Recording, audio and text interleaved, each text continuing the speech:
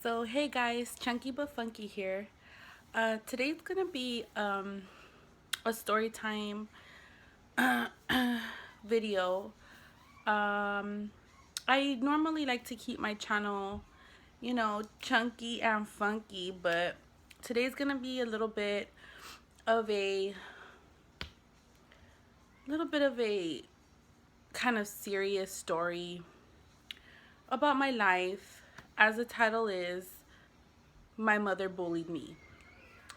Now, when I say mother, it is my biological mother that was the bully in my life. I never really was bullied as a child. I've always been chunky and I've always been funky. You know what I mean? But I've never been really like bullied in school for being chunky. I've never had anybody bully me like the way my real mother did. So when I say mother, my biological mother that actually, had me out of her vagina, or not even, she had me up from a C-section. But she did not raise me. She was in my life, but she did not raise me. I don't like to even call her my aunt because to me she's my mother, but she raised me, and I call her mother. That's my mother. That's my mommy. Like, that's my everything, she's my everything. And I could just even cry just thinking about, how much I appreciate her and how much I appreciate her raising me, because I don't know where I would be. I don't know where I would be without her. So my aunt raised me, but my biological mother, I'm just going to get right to the point. She was not right up here, and she's not right up here. She's always kept me, like, had a hold on me, because she's never gave my aunt, my biological aunt, she never gave me custody. Like, she never gave my aunt custody, knowing that she was the right person, knowing that she was the right person to take care of me, knowing that she was taking care of me very well, knowing that my aunt could not have children. So, she's always had a hold on me. So whenever she felt like it, whenever she felt like wanting to be a mother, she would take me from my aunt. And it was hard for me because my aunt was my mother. So it was almost like a lady coming and taking me from my mother. Like, I want to be your mother now. That's almost what it was for me, because my aunt is my mother to me. So pretty much my aunt and my mom's relationship was almost like a relationship if it was like my mother was my aunt and my father was my biological mother. So it was like if they were like, you know what I mean? Like, that was her baby daddy. Like, it was almost like that. That was the type of relationship they had, because it was always a battle for me. So, but my mom always kept me around. Till this day, I don't know why my mom, like, I try to think about it and I don't know why my mother, like, was still trying to be in my life. I don't know if she was, like, trying to be a mother still. Like, I don't know if she was, like, had me in, was trying to be in my life because she was trying to be a mother, but she didn't know how to do it well, or if she just had me in her life because she wanted control. Like, she wanted control of my aunt, she wanted control of me, and whenever she felt like it, whenever she was in a bad mood, whenever she felt like pulling me away because she was sick in the head, that's what she would do. Most of the time when she would pull me away, it was to do something for her. It was because she needed me for something, because she was a fucking conniver. Like, oh, I need you to go with me here so they could, do this or do that, or just something conniving, like something conniving. Let me just put it that way, because I don't want to put her all the way out there. Like, even though I despise the woman, even though, you know, I don't like her or whatever. Like, I don't want her to get like in legal trouble. But so she would always just come and pull me away from my mom just to, especially when I got older, to clean the house. It was always, okay, I'm gonna go pick you up, and you gotta clean my fridge, and you gotta clean my living room, and you gotta, and then, you know, we'll do something, like we'll go somewhere. So basically, I had chores at her house. And why did I have chores at her house? Like I don't live with you. Like, you don't give me allowance. Like, I don't know why I would have chores at your house. But when I would go to her house, it was like I had chores. So yeah, I would go to her house, immediately start my chores at her house. And then after that, she had my little brother. So especially when she had my little brother and I found out she was pregnant, I was like, oh my god, like I was his mother. Like, I took care of him. Like, that's all she ever picked me up for. When she eventually got the social services called on her when we were younger, but the only time that she would pick me up was to help her, you know, take care of your little brother. So she would sleep. I was maybe 8 or 9 years old, taking care of a newborn baby, changing pampers, taking him a bath, like anything that I had to do for a newborn. And it was just like, wow, you know, like, it's just like kind of sad when you think about it. You know what I mean? I don't care about that anymore. Like, I don't care. I don't care about, you know, me having to raise my little brother. Then she had another kid. Like, after she had my little brother and I was like a little girl, I basically like had him with me all the time. So when she got pregnant again after him, I went ballistic. I was like, how could you fucking do this to me? When I went with her to the doctor and the doctor told me, like, and her, that she was pregnant, I literally ran out of the doctor's office and she was just laughing. She was just, she don't want me to have another kid. And the doctors are over there thinking because I'm jealous because I don't want another sibling. No, because I don't want to take care of it. I do not want to take care of it. I knew I was going to have to take care of that baby. And I knew I wasn't going to be able to live my life. So I don't know why it still gets me choked up, but I guess I kind of get angry because I could think back and remember how she was laughing at me. And I just want to fucking sock her in the face, but whatever. So that was a little background, but when I would be at her house, when she would pick me up, she would always have something to say. You know, here's where the bullying gets in, where my mother bullied me. She would always have something to say about what I was wearing, about how my hair was.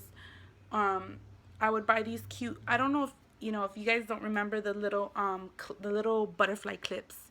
I would wear butterfly clips on my hair, you know, on the side, or two on each side, or the little snappy clips on my hair, like two on each side or two right here. That was the style.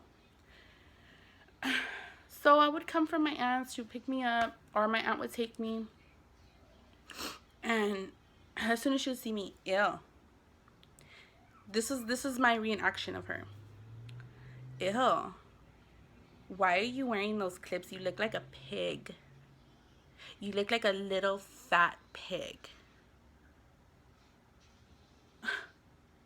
For you to say that to your daughter, like for you to say that to your little girl, I would never, never tell my daughter that.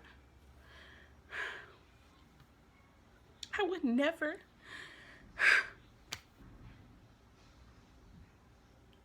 Tell my daughter that.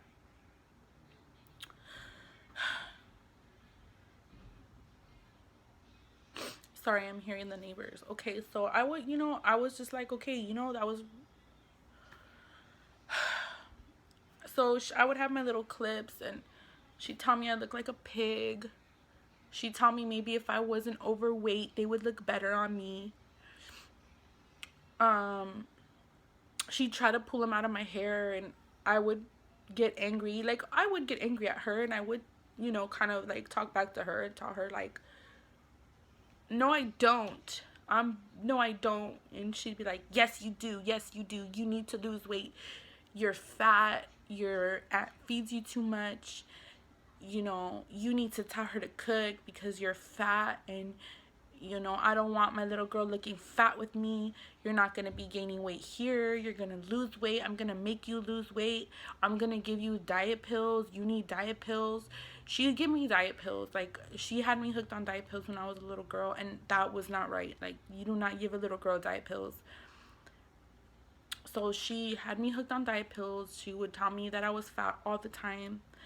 Um, so she bullied me enough not to wear the clips anymore. So I didn't wear them anymore because of the simple fact of I she convinced me that I look like a pig with them.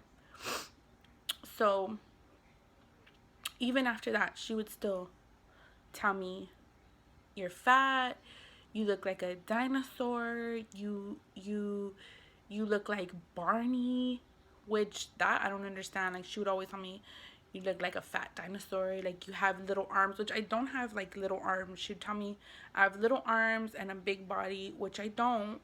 You know, she'd tell me that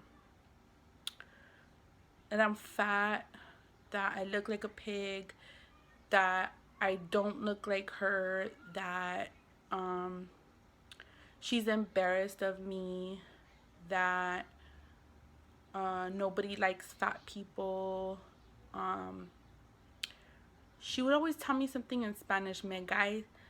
I don't want to mess it up, but she'd always tell me, me cae gorda, me caes gorda, me cae, ugh, you give me asco and stuff like that. And I'd just be like, wow, you know,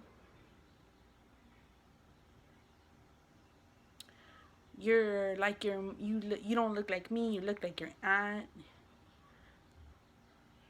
I'd just be like, wow, like, okay.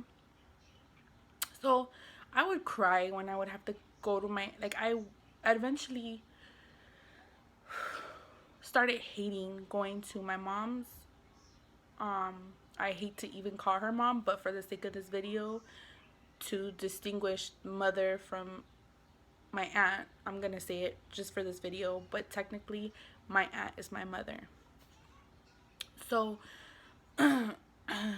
I would not want to go, and it'd be a fight. And she had my aunt so manipulated. She had me so manipulated to thinking that, you know, my aunt didn't have custody of me.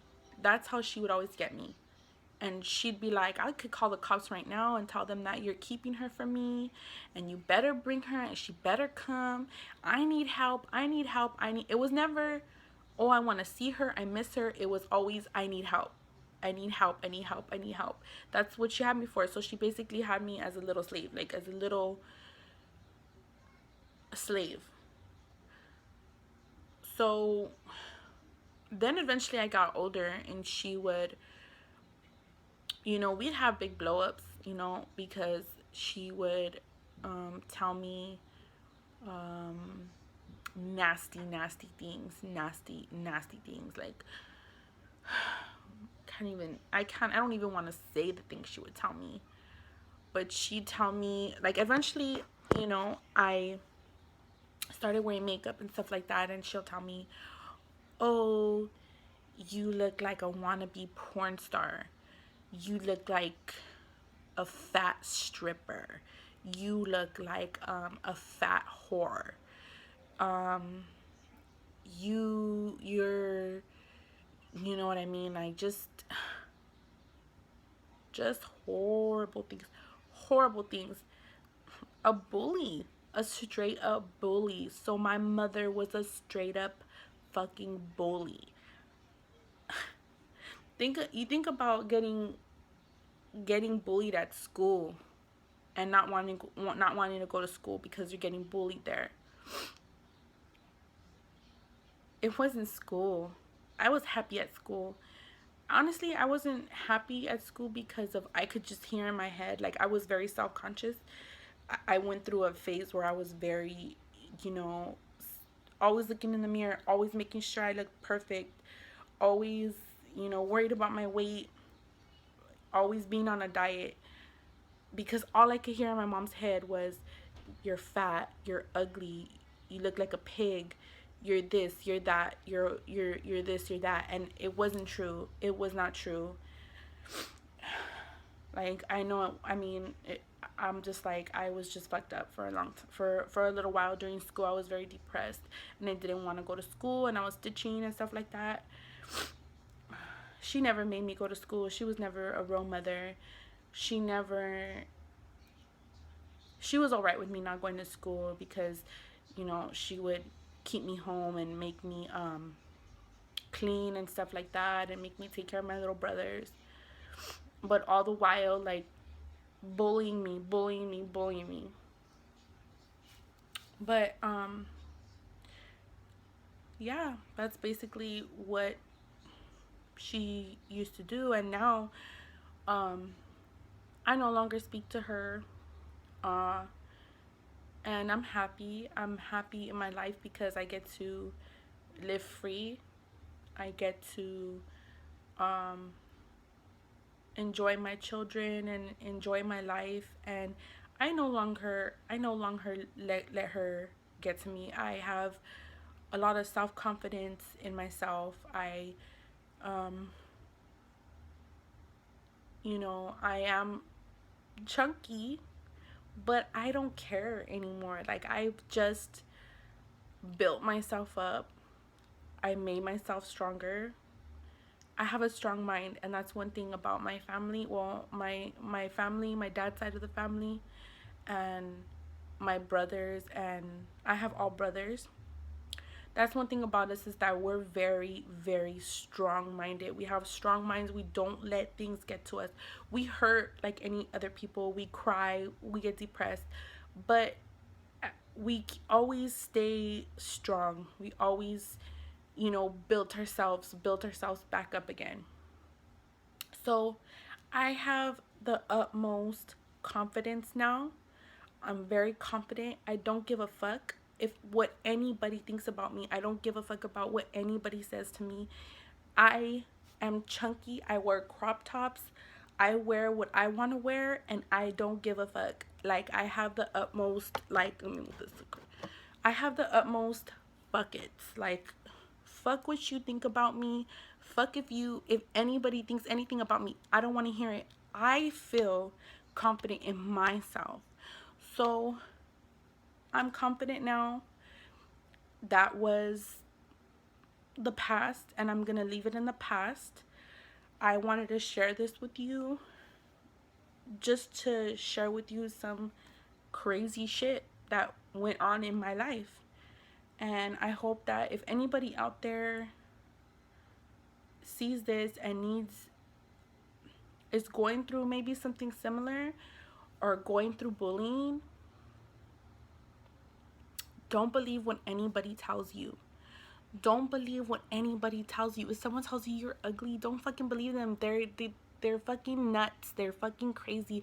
Something is wrong with them in their head. It's not you, it's them. It's them that have the fucking problem, not you.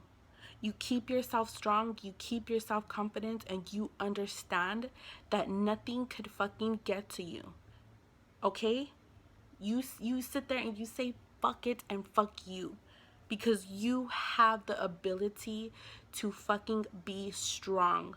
Do not let it get to you. Do not let it get to you. There's no point. You're a fucking strong person, and you keep that fucking self-confidence, and you hold it. You do not let them fucking get to you. On that note, because I could talk forever, I'll see you next time. Hopefully on a more lighter video, more funnier video. Yeah, till next time, keep it chunky and keep it funky.